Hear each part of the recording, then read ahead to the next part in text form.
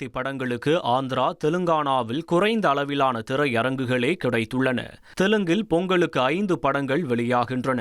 இந்த 2 படங்களையே தமிழக திரையரங்குகளில் அதிகம் திரையிட விரும்புவதால் தெலுங்கிலிருந்து வரும் படங்களுக்கு இங்கு தியேட்டர்கள் கிடைப்பதில் கடும் சிரமம் உள்ளதாம். பிரபாஸின் தி ராஜா சாப் படத்திற்கு கூட மிக குறைவான திரையரங்குகளே கிடைத்துள்ளதாம். இதேபோல் தெலுங்கில் டப்பிங் ஆகி வெளியாக உள்ள ஜனநாயகன் மற்றும் பராசக்தி படங்களுக்கும் ஆந்திரா, தெலுங்கானாவில் குறைந்த அளவிலான திரையரங்குகளே கிடைத்துள்ளன.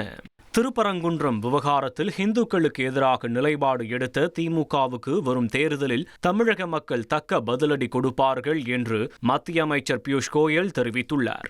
டெல்லியில் இன்று செய்தியாளர்களிடம் பேசிய அவர், திருப்பரங்குன்றத்தில் தீபத்தூண் மீது விளக்கேற்ற சென்னை உயர்நீதிமன்றம் இன்று கொடுத்த தீர்ப்பை வரவேற்றார். மேலும் திமுக, காங்கிரஸ், இந்தியா கூட்டணி கட்சிகள் இந்துக்களுக்கு எதிரான சிந்தனையோடு இருப்பதாக குற்றம் சாட்டியதோடு அவர்களுக்கு கடும் கண்டனத்தையும் தெரிவித்தார். பீகார், மகாராஷ்டிராவில் மக்கள் எப்படி பாடம் புகட்டினார்களோ அதேபோல் வரும் தேர்தலில் தமிழக மக்கள் திமுக மற்றும் இந்தியா கூட்டணியினருக்கு பாடம் புகட்டுவார்கள் என்று தெரிவித்தார்.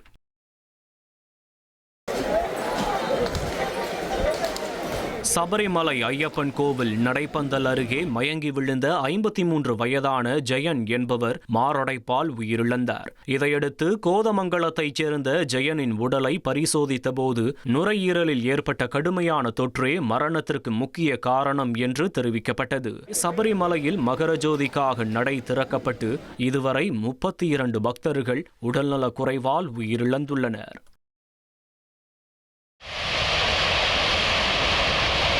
ஆந்திர மாநிலம் கோனசீமா மாவட்டத்தில் ONGC எண்ணெய் கிணற்றில் ஏற்பட்ட தீ விபத்து தொடர்பாக மாவட்ட ஆட்சியருடன் ONGC நிபுணர் குழு ஆலோசனை மேற்கொள்கிறது. இந்த தீ விபத்தில் 200க்கும் மேற்பட்ட மரங்கள் முழுமையாக எரிந்து சாம்பலாகின. இந்த நிலையில் ஆந்திரா வரும் மும்பை ONGC தலைமை அலுவலக நிபுணர்கள் குழு தீ விபத்து பகுதியை பார்வையிட்டு பின்னர் கோனசீமா மாவட்ட ஆட்சியருடன் ஆலோசனை நடத்த உள்ளனர்.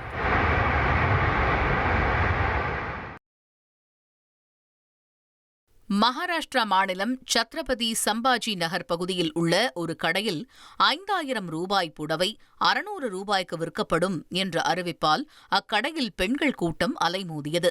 கூட்ட நெரிசலில் பெண்கள் மற்றும் குழந்தைகள் நசுக்கப்பட்ட நிலையில் 3 பெண்கள் மயக்கமடைந்தனர்.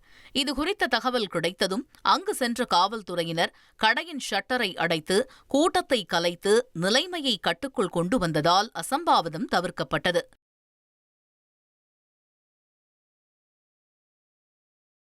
சத்தீஸ்கர் மாநிலம் தாம்னர் பகுதியில் போராட்டத்தின் போது பெண் காவலரை தாக்கி ஆடையை கிழித்த நபரின் ஆடையை கிழித்து போலீசார் ஊர்வலமாக அழைத்து சென்றனர்.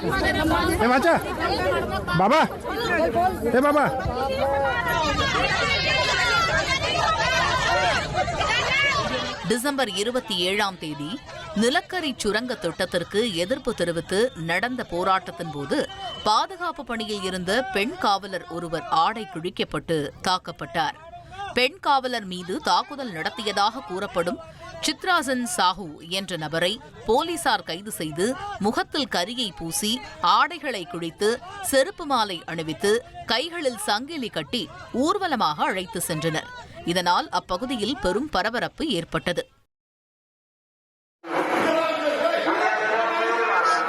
உத்தரப்பிரதேசத்தில் ரயிலுக்கு வெடிகுண்டு மிரட்டல் விடுக்கப்பட்ட நிலையில் நடுவழியில் ரயில் நிறுத்தப்பட்டதால் பரபரப்பு ஏற்பட்டது.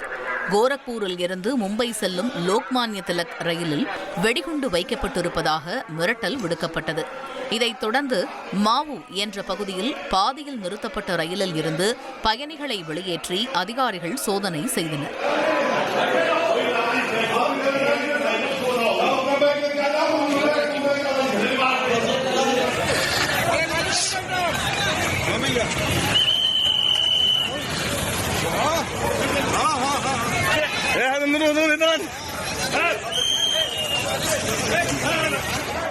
இந்த மிரட்டல் புரளியாக இருக்கக்கூடும் எனவும் வெடிகுண்டு மிரட்டல் விடுத்த மர்ம ஆசாமியை தேடி வருவதாகவும் போலீசார் தெரிவித்துள்ளனர்.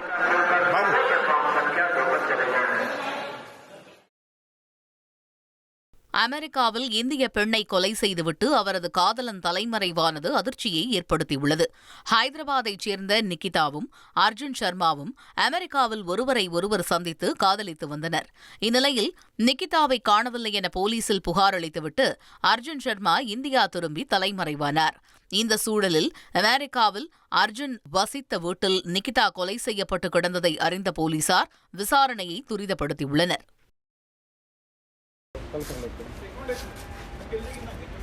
பாகிஸ்தானுக்கு உளவு பார்த்த சுனில்குமார் என்ற நபர் ஹரியானாவில் கைது செய்யப்பட்டுள்ளார்.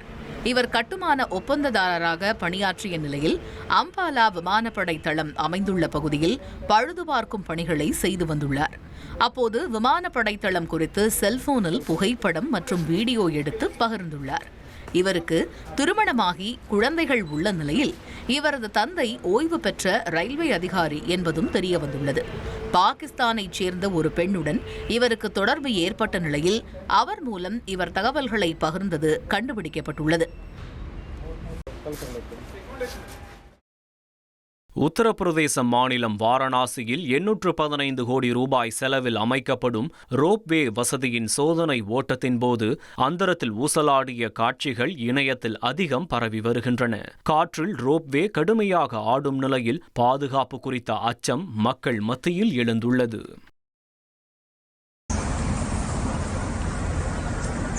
டெல்லி துவாரகாவில் போலீசாருக்கும் 2 குற்றவாளிகளுக்கும் இடையே நடந்த துப்பாக்கி சூடு சண்டையால் பரபரப்பு ஏற்பட்டது. இதில் டெல்லி குற்றப்பிரிவு காவல்துறையினர் 2 பேரை கைது செய்தனர். என்கவுண்டரின் போது இருவரது கால்களிலும் குண்டு பாய்ந்தது. சுட்டுப்பிடிக்கப்பட்டவர்களில் ஒருவரான யத்ராம் மீது ஹரியானா, ராஜஸ்தான் மற்றும் உத்தரப்பிரதேசத்தில் கொலை முயற்சி உட்பட 24 வழக்குகள் உள்ளதாக தகவல் வெளியாகியுள்ளது.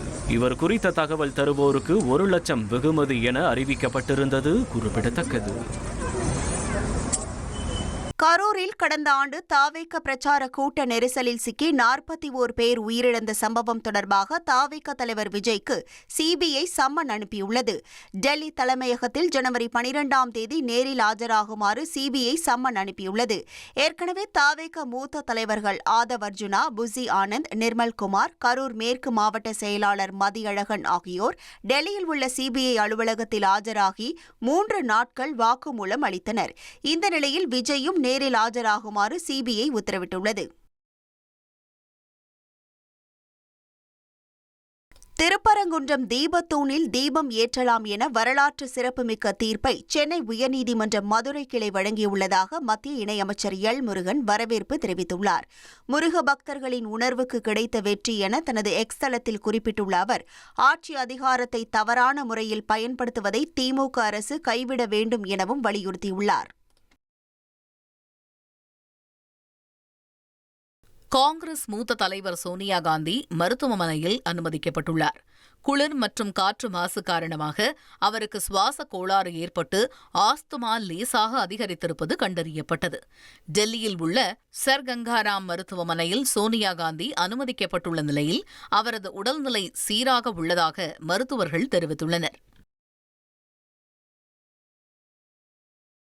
சபரிமலையில் தங்க முலாம் பூசப்பட்ட கலசம் மாயமான விவகாரத்தில் கடவுளை கூட விட்டு வைக்கவில்லையா என உச்சநீதிமன்ற நீதிபதிகள் அதிருப்தி தெரிவித்தனர்.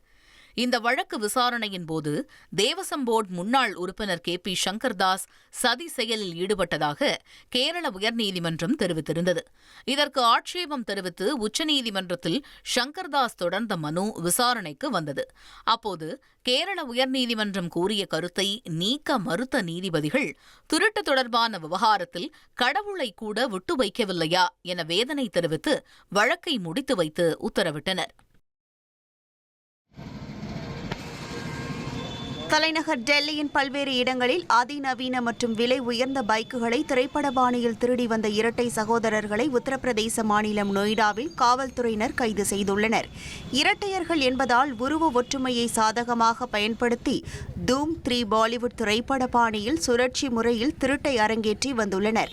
கைது செய்யப்பட்ட இரட்டை சகோதரர்கள் அர்மான் மற்றும் உல்மான் என்பது தெரியவந்துள்ளது. அவர்களுக்கு உடந்தையாக இருந்த இருவரும் பிடிபட்டுள்ளனர். அவர்களிடமிருந்து திருடப்பட்ட வாகனங்கள் மற்றும் பிரித்தெடுக்கப்பட்ட ஏராளமான உதிரி பாகங்கள் பறிமுதல் செய்யப்பட்டன.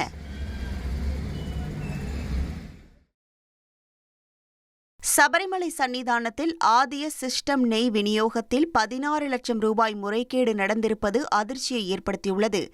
தேவசம் போர்டால் ஆதிய சிஸ்டம் நெய் 100 மில்லி லிட்டர் உரைகளில் விற்கப்படுகிறது.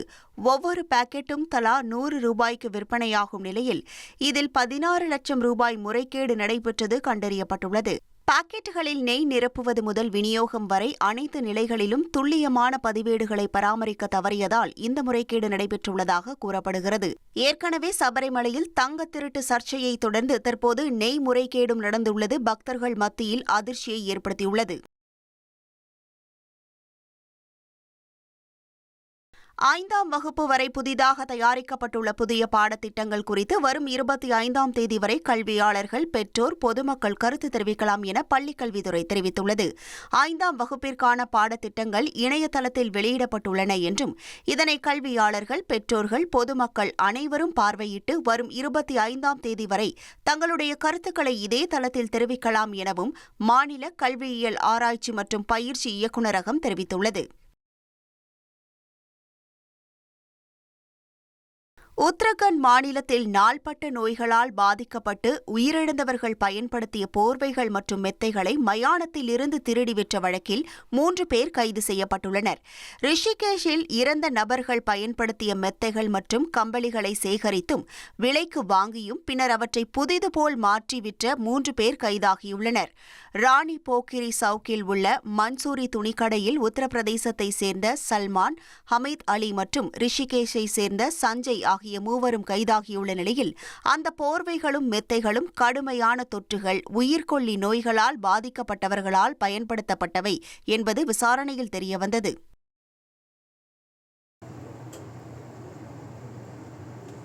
ஜப்பானின் மேற்கு சுகோகு பகுதியில் சக்தி வாய்ந்த நிலநடுக்கம் ஏற்பட்டது. ரிக்டர் அளவுகோலில் அந்த நிலநடுக்கம் 6.2 பதிவான நிலையில் ஹிரோஷிமா உள்ளிட்ட பகுதிகளில் கட்டடங்கள் குலுங்கும் அதிர்ச்சிகர காட்சிகள் வெளியாகியுள்ளன.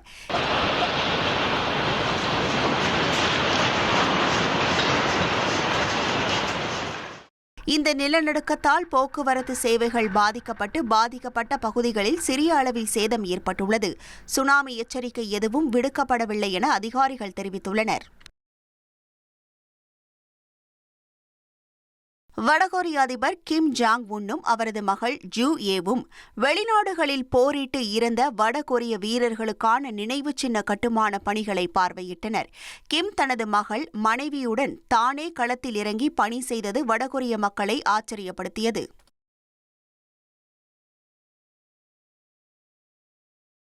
பொலிவியாவில் பெட்ரோல், டீசல் விலை திடீர் விலை உயர்வினால் பொதுமக்கள் சாலைகளில் போராடத் தொடங்கியுள்ளனர்.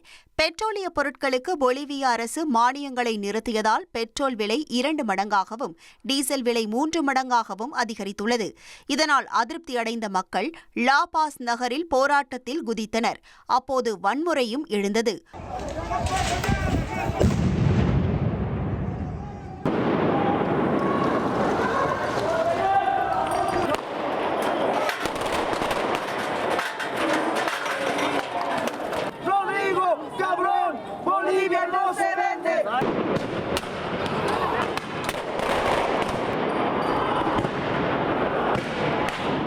போலீசார் கண்ணீர் புகைக்குண்டுகளை வீசி போராட்டக்காரர்களை கலைக்க முற்பட்டனர். இதனால் அப்பகுதியில் பெரும் பரபரப்பு நிலவியது.